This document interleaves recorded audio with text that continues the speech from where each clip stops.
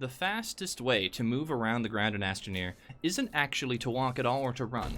In fact, the fastest way to move in Astroneer is to make a small rover seat like this, point it to the left, and then practice getting in and out of the rover seat. Now, we're going to do this in a couple steps so that we can explain it, but then at the end of the video, we'll show how to try and move as quickly as possible.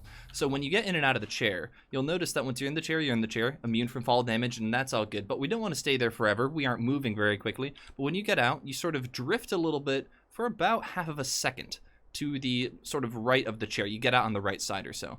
And so what happens is when you get out of the chair, you're sort of stuck to the chair for a little bit while you're playing this weird animation of being like pulled out of the chair. Now, normally that's all good and fun, but you can pick up the chair while you're stuck to it.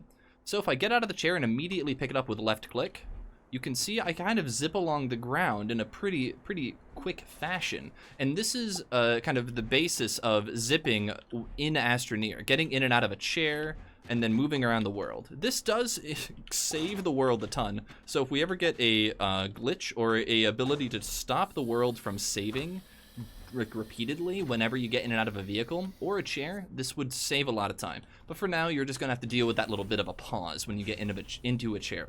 So now, this is sort of what I would refer to as baby zipping, where you get in and out of the chair. And this is what I do a lot, because it's very safe. Now, you want to make sure that chair points to the left to make sure you don't accidentally point it to the right. And yeah, like the way the glitch works, it's better to move the chair and push the chair in the direction that you kind of get out of the chair naturally. So in order to move as far forward as I want by pointing the chair to the left, I can very quickly zip it forward. But if I turn the chair around and I go backwards, then you'll see I don't go nearly as far. And that's just a function of like how the chair zip seems to work. All right, let's go ahead and get our oxygen back. So this is called baby zipping, when you wait till you're in the chair, and then once you're solidly in the chair, get ready to get out and pull the chair forward. That's baby zipping. And then like chair zipping in its fullest sense never actually lets you get in the chair. So what I'm going to do is press F, which is my get in key and my get out key, twice in a row while I'm hovering over it, and then I'm going to try and pick up the chair when I resume control of the game. And now this is a faster way of doing it, but notice you may never, you might miss the chair. You have to practice it a little bit. So you might miss the chair as you're kind of zipping through the air, and you might like miss your drag input as well. It's quite difficult, but you know, you're gonna need to get used to both types of zipping if you want to try and move quickly throughout the world, simply to just like be able to get to resources or distant locations very quickly.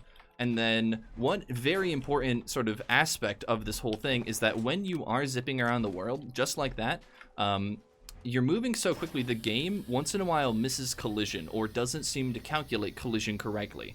So let's go ahead and hop down into a cave to show that off.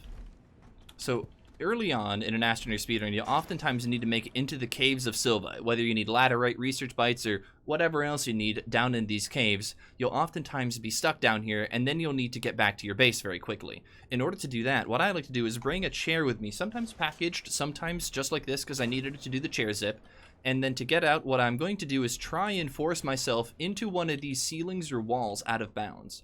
When you are able to clip your character in or out of bounds, specifically out of bounds, the game will start pushing upwards on you. It doesn't want you to be out of bounds. It tries to eject you upwards. So we're going to abuse that a little bit by getting in the chair, moving so quickly we pop into this cave wall here. And then if we do it right, the game sort of freaks out and forces us upwards.